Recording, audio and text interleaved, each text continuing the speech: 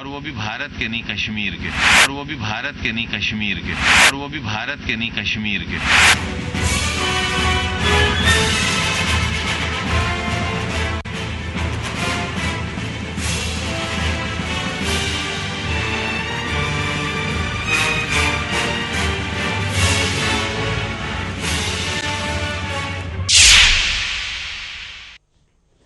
Break के बाद आपका एक बार फिर से स्वागत है। आप देख रहे हैं बिंदास बोल, और बिंदास बोल में हम मुद्दा लेकर आए हैं हमारे देश से जुड़ा हुआ। हम आजम खां जैसे, केवल आजम खां नहीं, मैं आजम खां जैसे कह रहा हूं, ऐसे बिरादरी के खिलाफ बोल रहे जो इस देश के खिलाफ बोलने में वोटों का नफा देखती है, वो देशद्रोह में फायदा देखती है। और ऐसा फायदा देखने वाले लोगों का नुकसान अगर आप नहीं करेंगे तो ये फायदे का गणित देश के आगे इतना निकल जाएगा कि जैसे झंडे जलाए जा रहे वैसे एक दिन देश चलेगा। एक कॉलर भी हमारे साथ जुड़े हैं, उनसे बात करते, क्या कहते हैं। हेलो। हाँ सूरज जी, मैं ये जानना चाहता हूँ, हिंदुस्तान जो है, हिंदुस्तान सिर्फ हिंदुओं का ही है क्या? नहीं, सबका है। हिंदू में ऐसा लगता है मुझे कि हिंदुस्तान हिंदुओं का ही है। आप ऐसा क्यों कह रहे हैं? मैं इस बात से कहना चाहता हूँ कि आज आजम खान ने इस तरीके से बात की है, तो आप पूरा मीडिया में लेकर आए, बिंदास बोल में लेकर आए। आज पूरे हिंदुस्तान के मुसलमानों पर जुल्म हो रहा है, इसके बारे में आप कुछ नहीं बोल सकते। अकोला डिस्ट्रिक्ट विदर्भ के अंदर प्रवीण तोगड़िया वो आता है और ये कहता है कि हिंदुस्तान में मुसलमानों का बीज ही नहीं है, तो इसके बारे में आप रिपोर्ट क्यों नहीं देते?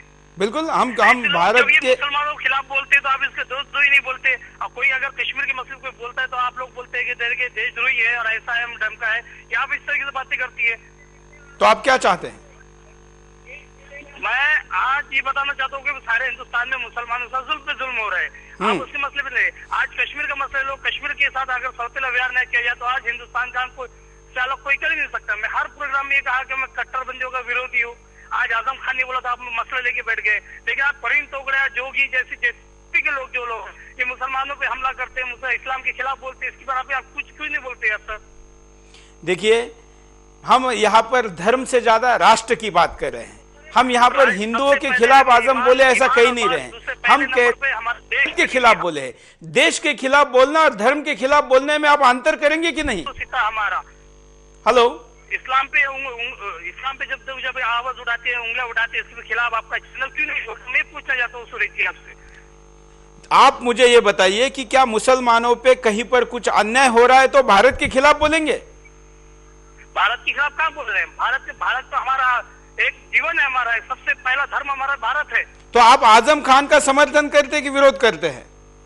मैं आजम खान ने क्या बोला? आजम खान ने ये कहा होगा कि भाई कश्मीर का आग ऐसा कुछ होगा, ऐसा बताया उन्हें। अभी आपको मैं दोबारा सुना दो, आप लाइन पर बने रहिए। बगैर सुने ऐसा बोलना गलत है। आप देखिए आजम खान की, मैं बाइट दोबारा कंट्रोल रूम को कहता हूं कि दोबारा दिखाइए आजम खान ने पूरा क्या कहा है। एक कैबिनेट मिनिस्टर है गुलाम नबी आजाद, और वो भी भारत के नहीं कश्मीर के, उस कश्मीर के जिस कश्मीर में विवाद ही इस बात का है कि ये भारत का हिस्सा है या नहीं है।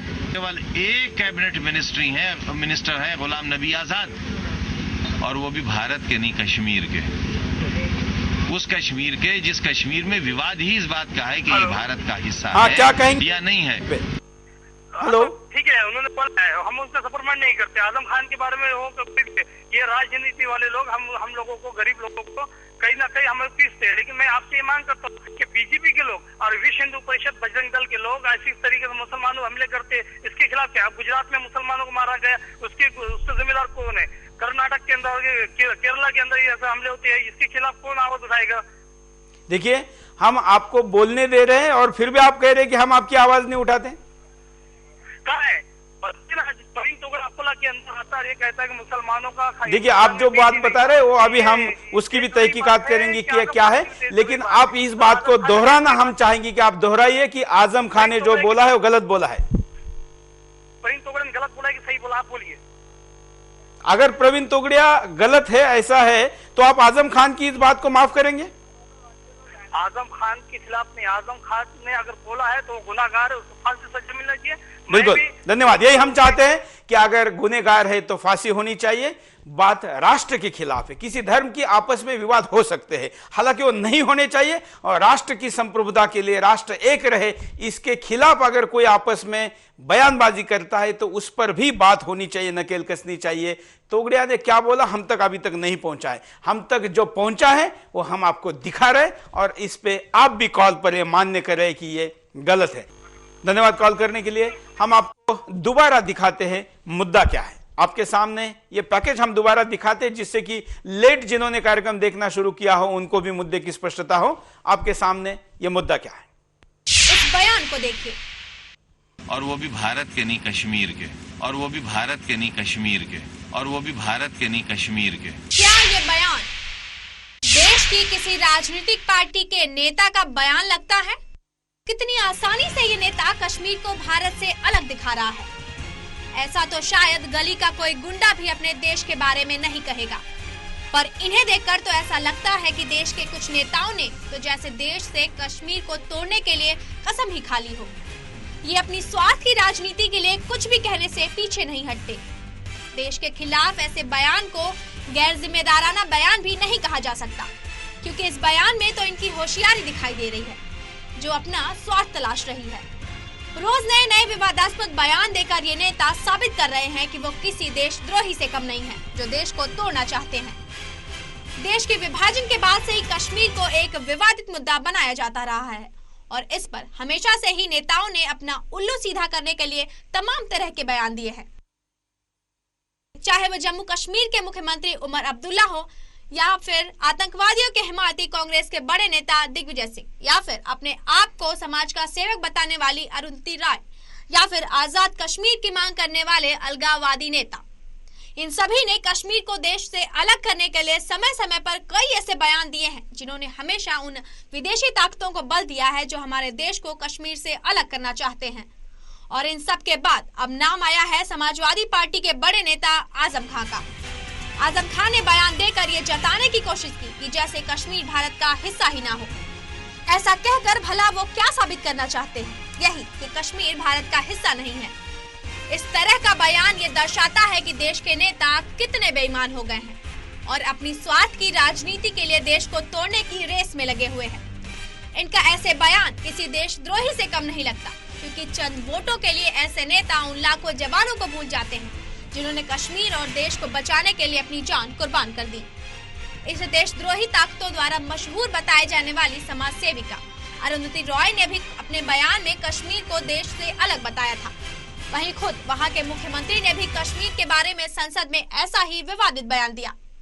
वहीं दूसरी तरफ कांग्रेस महासचिव दिग्विजय सिंह ने आरएसएस को हिंदू आतंकवादी संस्था कह डाला और आरोप लगाया, जिससे यह साबित होता है कि ये नेता एक सोची समझी रणनीति के तहत इस तरह के बयान देते हैं जिससे एक विशेष समुदाय को भटकाया जा सके।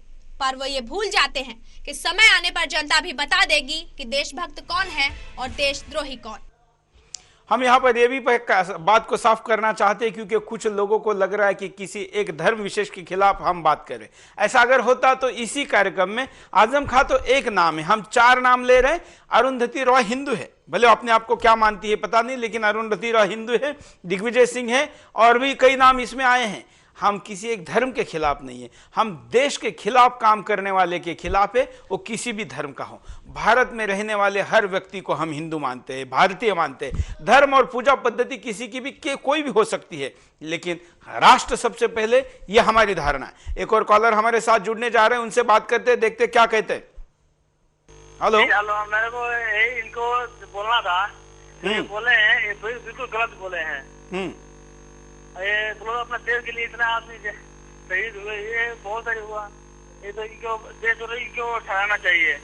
अब मैं भी देख रहा हूँ यहाँ पर टीवी, आपका जो सुदर्शन चैनल है, देख रहा हूँ यहाँ पर सऊदी में, मैं भी हूँ। बिल्कुल गलत बोले हैं। बात ठीक से समझ में नहीं आई है। और भी कोई कॉलर है, उनसे भी बात करेंगे, साथ साथ में SMS भी लेंगे और कूट पर भी जाएंगे। लेकिन आज कार्यक्रम की समय की कमी है। हम यहाँ पर प्रमोद तिवारी, जो कि कांग्रेस के उत्तर प्रदेश के नेता हैं, उनकी बाइट दिखाते हैं। इन्होंने इस बयान के बाद प्रमोद तिवारी ने क्या कहा। मैं समझता हूं कि इनके बयान को 2 टुकड़ों में बांटना ठीक है, एक राजनीतिक और एक संविधान के दृष्टिकोण से। मैं आजम खान साहब के इस बयान को संविधान विरोधी मानता हूं, भारत विरोधी मानता हूं, भारत के कानून का उल्लंघन करने वाला मानता हूं, और मैं समझता हूं एक शर्मनाक, दुखद, दुर्भाग्यपूर्ण बयान है कि वो कहते हैं कि गुलाम नबी आजाद कश्मीर के हैं, भारत के नहीं। मैं समझता हूं कि इनके बयान को दो टुकड़ों में बांटना ठीक है, एक राजनीतिक और एक संविधान के दृष्टिकोण से। मैं आजम खान साहब के इस बयान को संविधान विरोधी मानता हूं, भारत विरोधी मानता हूं, भारत के कानून का उल्लंघन करने वाला मानता हूं, और मैं समझता हूं एक शर्मनाक, दुखद, दुर्भाग्यपूर्ण बयान है कि वो कहते हैं कि गुलाम नबी आजाद कश्मीर के हैं, भारत के नहीं। बिल्कुल, ये प्रमोद तिवारी कांग्रेस के नेता थे और आजम खां के बयान को गलत ठहरा रहे थे, देश विरोधी ठहरा रहे थे।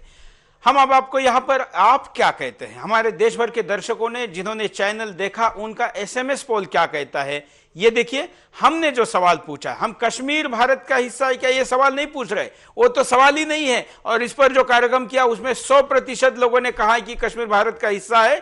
हम यहां पर आपको सवाल पूछ रहे कि राजनीति क्या इतनी गिर गई है कि स्वार्थ के लिए, राजनीतिक सत्ता के लोभ के लिए देशद्रोह भी किया जा रहा है।